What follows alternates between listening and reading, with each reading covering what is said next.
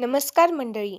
घरोघरी मातीच्या चुली या मालिकेच्या आजच्या भागामध्ये काय होते ते आज आपण पाहणार आहोत. त्याआधी तुमच्या सर्वांचं स्वागत आहे माझ्या चॅनलमध्ये. माझा चॅनल नवीन असल्यामुळे त्याला नक्कीच सबस्क्राईब करा. तर आजच्या भागात आपण पाहत असतो की गीतांजली आणि लता यांच्यापासून सुरुवात होते. गीतांजली लताचं पाय चोळून देते आणि लताला थोडं बरं वाटतं. लता भावूक होऊन गीतांजलीचे खूप आभार मानते आणि गीतांजली सांगते, अहो काय नाही, मी तुमचीच मुलगी आहे. पण इकडेच सुरू असतो मायाचा मोठा डाव. रिक्षावाल्याने आणलेले मकरंदाचे पॅम्पलेट्स पाहून माया खूप घाबरते. जर नर्सने हे पॅम्पलेट पाहिले तर सगळं उघड होईल या भीतीने माया चालाकीने पॅम्पलेट्स उलटते. जानकी आणि गीतांजली नर्स यांची बोलणी सुरू असताना जानकी सांगते की 12 वर्षापूर्वी हरवलेल्या माणसाचा शोध घेत आहेत आणि त्यासाठी पॅम्पलेट छापले आहेत. गीतांजली मनापासून शुभेच्छा देते. इकडे ओवी चुकून पॅम्पलेटमध्ये मिठाई बांधून गीतांजलीला देते आणि तिथूनच सगळ्या गोष्टींचा खेळ बदलतो. घरी गेल्यावर गीतांजली ते खाऊचे पॅकेट उघडते आणि पाहते तर काय, आतमध्ये मकरंदचा फोटो. तिला लगेचच सगळं आठवतं. हा माणूस तर तोच आहे ज्याची ती नर्स होती. ती तात्काळ जानकीला फोन करते, पण फोन मायाच्या हाती लागतो. माया खोटं बोलून जानकी असल्याचं नाटक करते.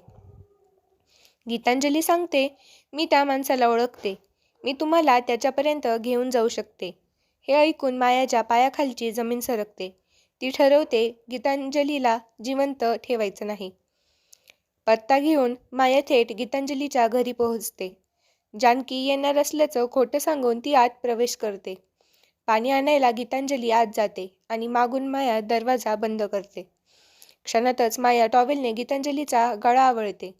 गीतांजली तडफडते, मदतीसाठी झडते, पण अखेर तिचा जीव जातो. मित्रांनो, आजचा सर्वात धक्कादायक क्षण इथेच आहे. माया निर्लज्जपणे गीतांजलीचा मृतदेह निळ्या बॅरलमध्ये भरते आणि पुढे घडतो अजून मोठा थरार. तोच बॅरल रस्त्यावर नेत असताना जानकीच मायाला मदत करते. दोघी मिळून बॅरल ढकलतात आणि अचानक झाकण उघडतं. गीतांजलीचा हात बाहेर येतो, पण माया चालाकीने तो परत आत ढकलते आणि झाकण लावते. जानकी काहीच ओळखू शकत नाही आणि पुढे निघून जाते.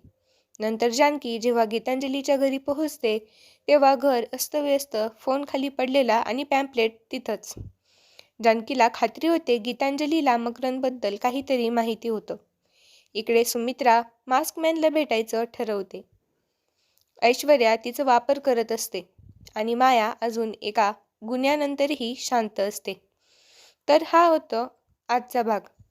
गीतांजलीच्या मृतदेह सापडण्यावर आणि जानकी पूर्णपणे हादरते. तर माया आणि ऐश्वर्याचा हा खेळ कुठे थांबणार?